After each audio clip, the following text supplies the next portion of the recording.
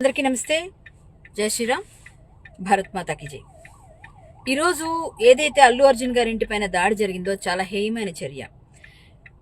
ఒక ప్రాణం పోయింది, తల్లి ప్రాణం పోయిన తర్వాత కొడుకు ప్రాణం కూడా పోయింది అన్నదైతే చాలా బాధాకరం. అది అందరూ చాలా బాధపడుతున్న విషయం. అది అనుకోకుండా జరిగిన ఒక యాక్సిడెంటల్ ఇన్సిడెంట్. అది అతనేమి ఇంట్రెస్ట్గా కావాలని చేసింది కాదు. అయినప్పటికీ పరోక్షంగా ప్రత్యక్షంగా ఆయన బాధ్యుడయ్యి వారి వంట ఉండి వారికి అన్ని విధాలుగా నేను సహకరిస్తాను, వాళ్ళ కుటుంబ బాధ్యత తీసుకుంటాను, వాళ్ళకి అమౌంట్ ఇస్తానని అన్ని రకాలుగా ఎక్స్గ్రేషియా ప్రకటించారు.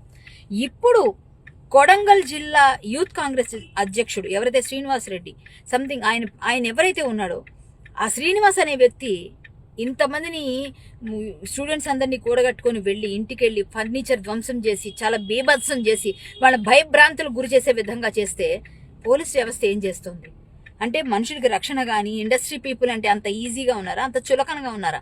ఒక పెద్ద హీరో, ఒక పాన్ ఇండియా హీరోని పట్టుకొని, అంటే హీరో ప్రాణం ఒకటి మామూలు ప్రాణం ఒకటే నేను చెప్పట్లేదండి, ఎవరైనా ఒకటే. కానీ ఇష్యూ నడుస్తున్నప్పుడు ఆయన మీడియా ముందుకు వచ్చి బాధపడుతూ తన బాధను కూడా వ్యక్తం చేశాడు నిన్న. ఇలా చేస్తూ భయభ్రాంతులకు గురి చేస్తే పోలీస్ ప్రొటెక్షన్ ఇవ్వాలి కదా. పోలీసు హోంశాఖ ఎవరి చేతిలో ఉంది అంటే రేవంత్ రెడ్డి గారికి తెలియకుండా ఇవన్నీ జరుగుతున్నాయా? రేవంత్ రెడ్డి గారికి తెలియకుండా యూత్ కాంగ్రెస్ అధ్యక్షుడు అదే కొడంగల్ జిల్లాకి, అతని సొంత జిల్లాకి సంబంధించిన వ్యక్తి ఈరోజు దాడి చేస్తున్నారంటే ఎవరు చేయిస్తున్నారు ఈ దాడుల్ని? సీఎం గారి మద్దతు ఉందని అనుకోవాలా?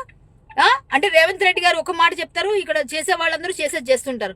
పోలీసులు అందరూ కూడా వాళ్ళకి ఎందుకు ప్రొటెక్షన్ ఇవ్వట్లేదు? అల్లు అర్జున్ గారు ఇంటి ముందు ఎందుకు లేరు? మా సినిమా ఇండస్ట్రీ అంతా కూడా ఈరోజు భయభ్రాంతులకు గురి చేస్తే ఇదే ఇండస్ట్రీ ఇప్పుడు వైజాగ్ షిఫ్ట్ అయిపోయినా ఆశ్చర్యపోకండి. అప్పుడు చెక్క భజన అందరూ చేద్దరు, కానీ సినిమాలు లేకపోతే ఏం పర్వాలేదు. ఇవన్నీ కాదండి, పరస్పరం ఎవరికెవరు ఒకరికొకరు సహకారం ఉండాలి.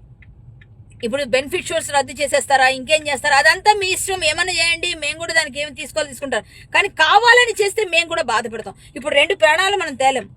కానీ ఇలాంటి ఇన్సిడెంట్స్ రాజకీయ ఏవైతే పెద్ద పెద్ద మీటింగ్స్ జరిగేటప్పుడు, పెద్ద పెద్ద హోర్డింగ్స్ పెట్టినప్పుడు, కింద పడిపోయి చచ్చిపోయినప్పుడు, లేదా మీద తొక్కిసలాట్లా పడినప్పుడు కూడా ఇలాగే ఉండాలి కదా. అంటే మా సినిమా వాళ్ళు అనగానే ఫేమస్ అయిపోవచ్చు, గట్టిగా పెద్ద హీరో కదా గట్టిగా చేసేద్దామని చెప్పేసి మొత్తం అందరూ కలిసి దాడి చేసేస్తారా? దీన్ని అందరూ చూస్తూ కూర్చుంటారా? చాలా చాలా బాధాకరం అండి. ఎక్కడైతే 2 ప్రాణాలు పోయాయో అది చాలా చాలా ఖండిస్తున్నాను, చాలా బాధపడుతున్నాను. వాళ్ళ ఆత్మకు శాంతి చేకూరాలని కోరుతున్నాను.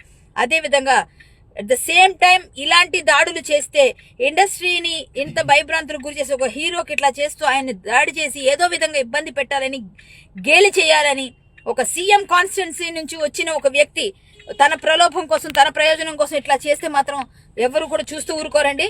మేము ఖచ్చితంగా దీనికోసం అందరం కలిసి కట్టుగానే ఉంటాము. ఇది ఇంకా ఆపితే బాగుంటుంది. వాళ్ళకి సహకారం జరగాలి, సహాయం అందాలని కోరుకుంటూ, రేవంత్ రెడ్డి గారికి తెలియకుండా ఇలాంటివి జరగవు. రేవంత్ రెడ్డి గారు ఇది కొంచెం గమనించుకోవాల్సిందిగా కోరుకుంటున్నాను. జై శ్రీరామ్.